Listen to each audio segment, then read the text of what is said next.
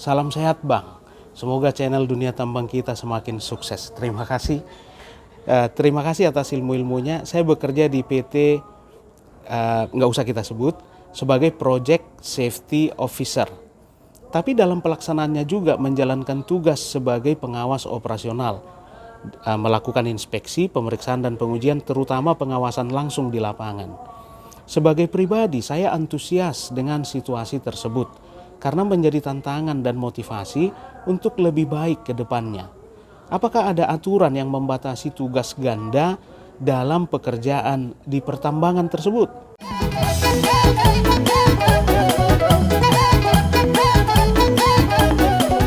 Sahabat kita ini menanyakan, dia ditugaskan sebagai Project Safety Officer.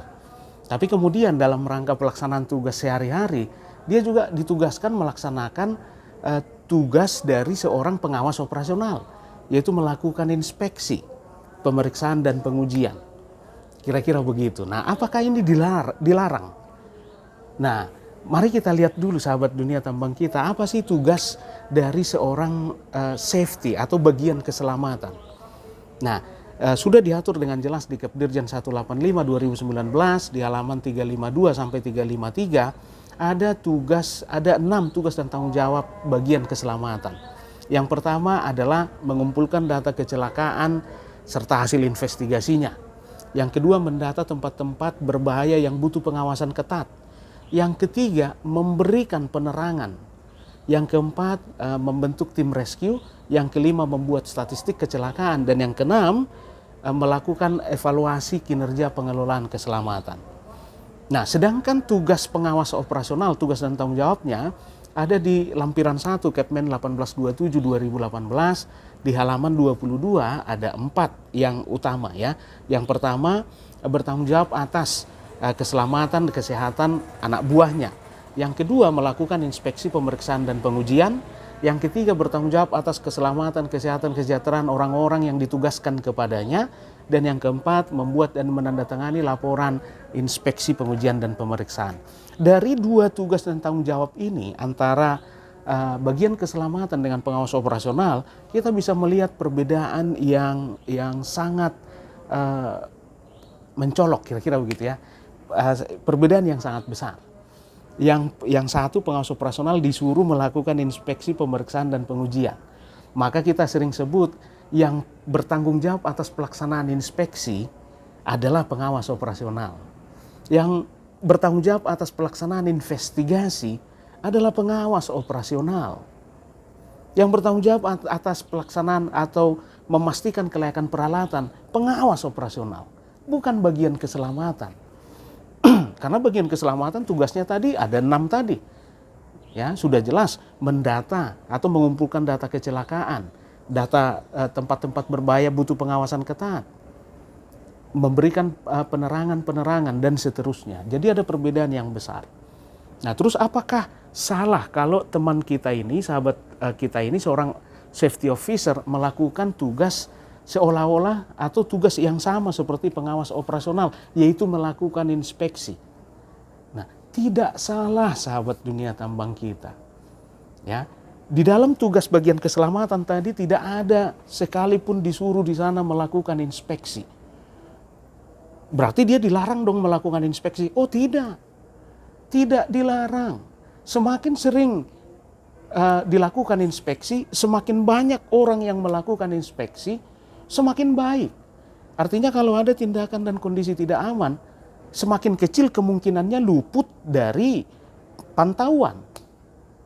Jadi tidak salah sahabat Dunia Tambang kita. Tapi tanggung jawab melaksanakan inspeksi itu ada di pengawas operasional.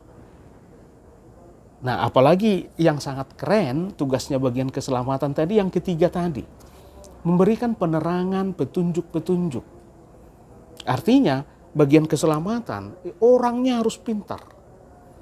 Karena dia akan memberikan penerangan dan petunjuk. Tidak mungkin lampu 5 watt menerangi lampu yang 20 watt. Nggak mungkin.